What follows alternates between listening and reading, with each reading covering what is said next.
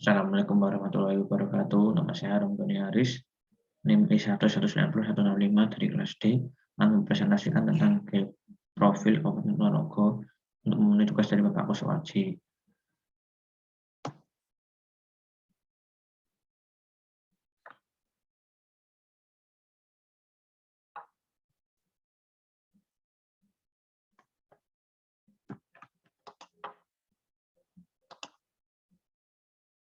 Yang pertama, letak geografis. Kabupaten Ponorogo adalah sebuah kabupaten di Provinsi Jawa Timur, Indonesia. Kabupaten ini terletak di koordinat 111 derajat 17 sampai dengan 100 derajat 52 PT dan 7 derajat 49 sampai 4 derajat 20 LS dengan ketinggian antara 92 sampai dengan 2.563 meter di atas permukaan laut dan memiliki luas wilayah sekitar 1.371,78 km persegi. Kabupaten Ponorogo terletak di bagian barat Provinsi Jawa Timur dan berbatasan langsung dengan Provinsi Jawa Tengah.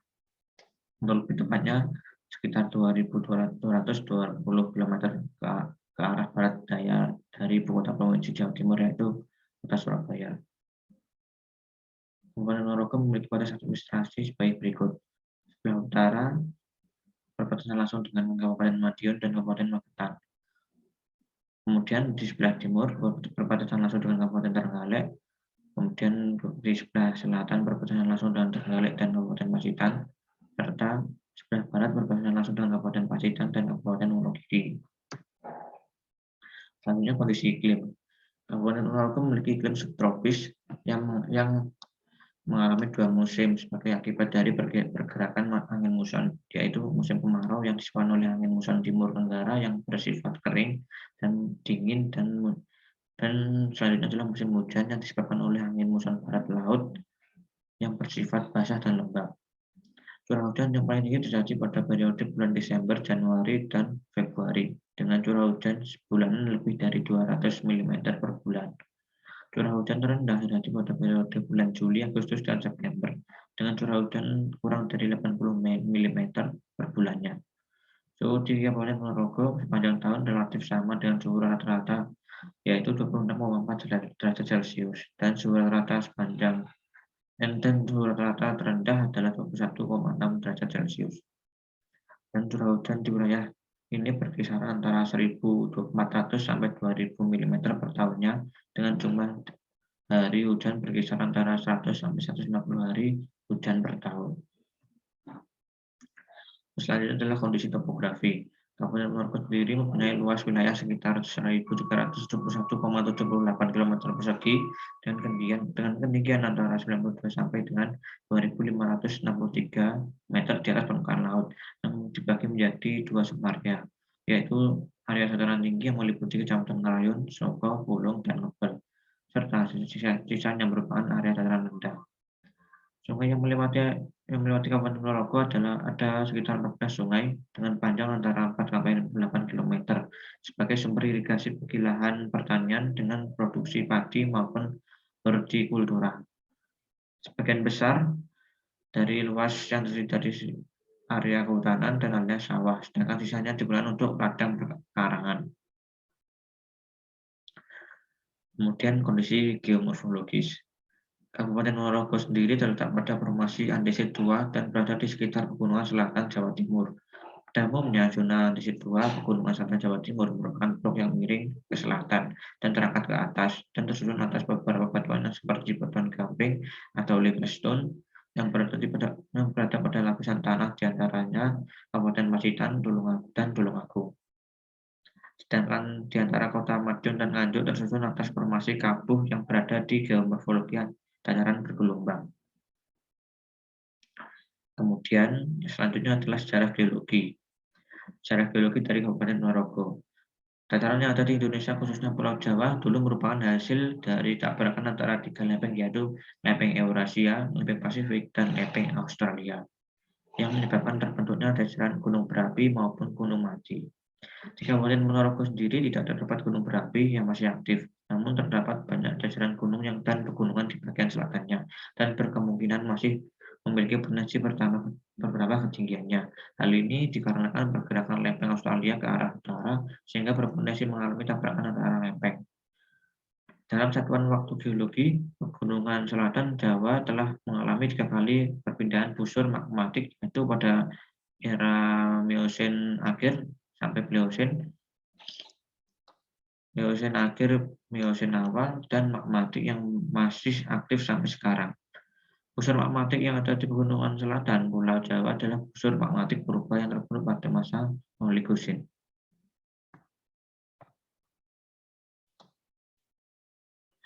Yang selanjutnya adalah kondisi tanah. Kabupaten Ponorogo memiliki beragam jenis tanah seperti tanah grumusol, aluvial, tanah kapur, dan tanah humus dan tanah laterit. Jenis tanah grumusol adalah jenis tanah yang terbentuk karena adanya proses pelapukan tufa vulkanik dan batuan kapur. Karena tersusun oleh batuan kapur, jenis tanah ini memiliki kandungan bahan organik yang rendah, sehingga tidak cocok digunakan untuk pertanian. Selanjutnya tanah aluvial. Tanah ini terbentuk karena adanya endapan lumpur yang terbawa oleh aliran sungai. Tanah ini memiliki ciri berwarna coklat kelabu. Tanah ini sangat cocok digunakan sebagai lahan pertanian seperti padi dan jagung. Yang selanjutnya adalah tanah kapur. Tanah kapur terbentuk akibat proses pelapukan batuan kapur. Tanah ini memiliki ciri-ciri kurang subur sehingga kurang cocok ditanami tanaman yang membutuhkan banyak air. Selanjutnya tanah humus. Tanah humus merupakan tanah yang terbentuk akibat adanya proses pelapukan tumbuh-tumbuhan. Yang terakhir tanah laterit. Tanah ini banyak mengandung zat besi sehingga memiliki warna merah seperti bata. Karena tanah ini mengandung zat besi yang sangat besar, tanah ini cocok untuk ditanami berbagai macam tumbuhan. Selanjutnya adalah kondisi sosial. Kabupaten Ponorogo memiliki jumlah penduduk sekitar 949.320 jiwa, atau sekitar 2,3% dari seluruh penduduk Jawa Timur yang tinggal di Kabupaten Ponorogo. Dengan jumlah penduduk terbanyak berada di Kecamatan Ponorogo dengan jumlah penduduk 78,22 ribu jiwa dengan laju pertumbuhan penduduk sekitar 0,42% per tahunnya. Menurut kepadatan penduduknya, dengan menghitung jumlah penduduk setiap kilometer persegi, tingkat kepadatan penduduk tertinggi berada di Kecamatan Ponorogo dengan tingkat kepadatan penduduk 3.505,803 jiwa per kilometer persegi. Hal ini disebabkan karena Kecamatan Ponorogo merupakan pusat dari berbagai macam kegiatan seperti pusat pemerintahan, pusat ekonomi, dan pusat kegiatan masyarakat, sehingga banyak penduduk di desa yang pindah ke kota untuk mempermudah akses dalam bekerja, sekolah, maupun kegiatan lainnya. Sedangkan kecamatan dengan tingkat kepadatan terendah adalah Kecamatan Pudak, dengan tingkat kepadatan penduduk hanya sebesar 198,57 jiwa kilometer persegi. Hal ini disebabkan karena kondisi topografi Kecamatan Pudak yang berupa dataran tinggi, serta akses menuju Kecamatan Pudak yang cukup sulit dan letak Kecamatan Pudak yang jauh dari pusat kota. Berikutnya adalah kota kabupaten penduduk dari Kabupaten Ponorogo sendiri. Terlihat Kecamatan Ponorogo berwarna merah pekat, menandakan tingkat kepadatan penduduk di Kecamatan Ponorogo sangat tinggi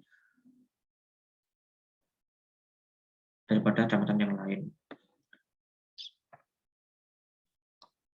Selanjutnya, agama yang dianut oleh penduduk Kabupaten Ponorogo beragam. Menurut data dari Badan Pusat Statistik dalam sensus penduduk tahun 2010, menganut Islam berjumlah 839.127 jiwa, atau sekitar 98,11%. Selanjutnya, agama Kristen berjumlah 2.864 jiwa, atau sekitar 0,33%. Agama Katolik berjumlah 2.268 jiwa, atau sekitar 0,27%. Kemudian agama Buddha berjumlah 261 jiwa, atau sekitar 0,03%. Agama Hindu berjumlah 82 jiwa, atau 0,01%. Agama Konghucu berjumlah 14 jiwa atau 0,002%, serta agama lainnya yang berjumlah 25 jiwa atau sekitar 0,003%. Selanjutnya adalah profil kesehatan. Berikut ini adalah jumlah fasilitas kesehatan yang ada di Kabupaten Ponorogo.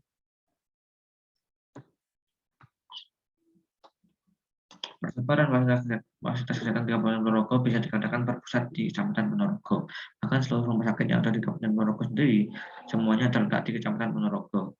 Walaupun begitu, kecamatan-kecamatan yang lain terdapat klinik dan puskesmas yang dapat meringankan masyarakat karena tidak perlu ke kota untuk berobat. Akan tetapi, masih terdapat daerah yang tidak tersedia klinik seperti Kecamatan Kerayun. Hal ini mungkin disebabkan oleh wilayah Kerayun yang sulit dijangkau dan letaknya sangat jauh dari kota. Oleh karena itu, pemerintah dan dinas kesehatan harus lebih mengoptimalkan pemerataan fasilitas kesehatan dan memperhatikan fasilitas yang ada di daerah yang bisa dikatakan pinggiran. Kemudian selanjutnya adalah kondisi budaya. Kebudayaan dan adat istiadat masyarakat Ponorogo dipengaruhi oleh kebudayaan dan adat istiadat masyarakat Jawa Tengah. Beberapa budaya masyarakat Ponorogo adalah larung salah doa, gerbek suro, dan kirap pusaka.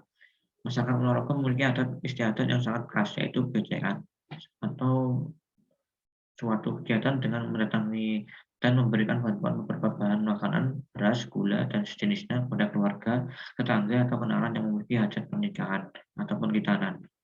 Dan sejarah atau bisa disebut silaturahmi ke tetangga dan sanak saudara pada saat Hari Raya Idul Fitri, yang biasanya dilakukan dengan mendatangi rumah orang yang berumur lebih tua. Selanjutnya adalah kesenian khas Ponorogo. Ponorogo sendiri memiliki banyak sekali kesenian daerah. Salah satunya yang paling terkenal adalah riok. Kesenian riok merupakan rangkaian tarian yang terdiri dari tarian pembukaan, dan tarian inti. Tarian pembukaan biasanya dibawakan oleh 6-8 pria gagah yang berani dengan pakaian serba hitam, dengan muka dipoles warna merah. Berikutnya adalah tarian yang dibawakan oleh 6-8 gadis yang menaiki kuda.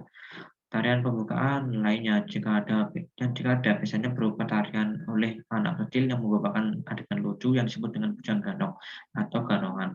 Setelah tarian pembuka selesai, baru ditambahkan adegan inti yang isinya bergantung kondisi di mana sendiri yang ditampilkan. Jika berhubungan dengan pernikahan, maka ditambahkan adalah adegan percintaan. Untuk ajakan, tiranan, atau sunatan, biasanya cerita pentingkan.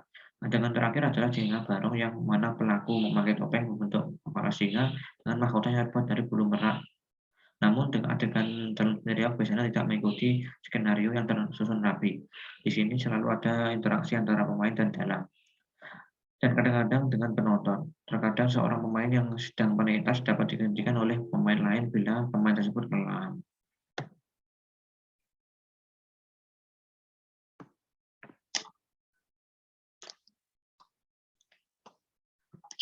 Selanjutnya adalah larung sesaji. Di kawasan Tarakan Ngebul ini juga sering diadakan acara kebudayaan seperti larung saji. Larung saji merupakan upacara penyerahan hasil bumi ke Tuhan Yang Maha Esa dengan membawakan bujang yang berisikan hasil bumi yang didapatkan di daerah tersebut dan menghanyutkannya ke danau disertai dengan doa-doa dan tarian reog. Sebelum dihanyutkan, bujang tersebut diarak sampai dermaga Telaga Ngebul, kemudian dibawa dengan perahu kecil oleh warga setempat dan para sesepuh. Selanjutnya adalah kuliner. Di Ponorogo sendiri terdapat banyak sekali kuliner yang khas. Salah satunya adalah sate ayam Ponorogo. Sate Ponorogo sendiri adalah jenis sate yang berasal dari kota Ponorogo, Jawa Timur, dan ayamnya sendiri sangat empuk dan bumbunya meresap. Dan selanjutnya ada nasi pecel dan gedok.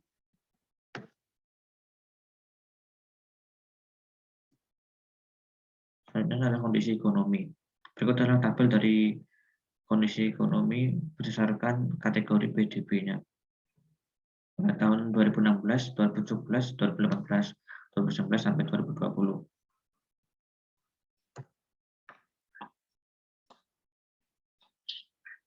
Persentase PDB Kabupaten Ponorogo pada tahun 2016 sampai 2020 menurut lapangan usaha. Pada jenis lapangan usaha pertanian, kehutanan, dan perikanan dari kurun waktu 5 tahun terakhir pada tahun 2016 merupakan yang tertinggi yaitu 30,84%. Sedangkan pada tahun 2019 paling rendah yaitu 26,81%. Selanjutnya pada usaha pertambangan dan penggalian pada tahun 2017 merupakan yang paling tinggi yaitu 2,27%, sedangkan pada tahun 2020 merupakan yang paling rendah yaitu 2,13%. Selanjutnya pada jenis usaha industri pengolahan pada tahun 2020 merupakan yang paling tinggi yaitu 7,58%, sedangkan tahun 2016 merupakan yang paling rendah yaitu 6,73%. Pada jenis usaha pengadaan listrik dan gas pada tahun 2019 merupakan yang paling tinggi, yaitu 0,09%, sedangkan tahun yang paling memiliki nilai yang rendah, sedangkan tahun yang lainnya memiliki nilai yang sama, yaitu 0,08%. Pada jenis usaha pengadaan air, pengolahan sampah, limbah, dan daur ulang dari tahun 2016 hingga 2020 memiliki persentase yang sama, yaitu 0,09%. Selanjutnya, pada jenis usaha konstruksi pada tahun 2019 memiliki persentase yang paling tinggi, yaitu 9,94%. Sedangkan tahun 2020 adalah yang terendah, yaitu 9,29%. Lalu pada jenis usaha perdagangan besar dan eceran, reparasi mobil dan motor dari kurun 5 tahun terakhir pada tahun 2019 adalah yang paling tinggi, yaitu 17,97%. Sedangkan pada tahun 2016 adalah yang paling rendah, yaitu sekitar 16,63%. Selanjutnya pada jenis usaha transportasi dan pergudangan pada tahun 2019 adalah yang tertinggi, yaitu sekitar 1,87%, sedangkan pada tahun 2016 adalah yang terendah, yaitu 1,62%.